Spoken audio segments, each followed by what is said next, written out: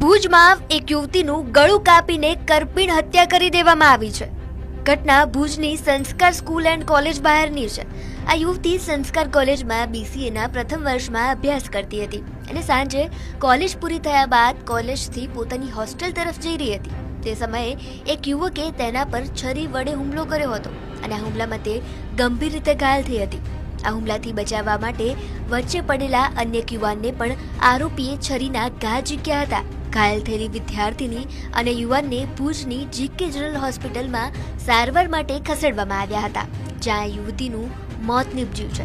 એમનું અંગત બે જે બહારના છોકરાઓ છે એમનું અને છોકરીનું કોઈ અંગત કારણ છે, જેના કારણે આ એક દુઃખદ એમના સાથે હુમલો થયેલો છે. શું કાર્યવાહીની કડકથી કડક પગલાં લેવાય એ જ અમારી અત્યારે તો માંગ છે. અને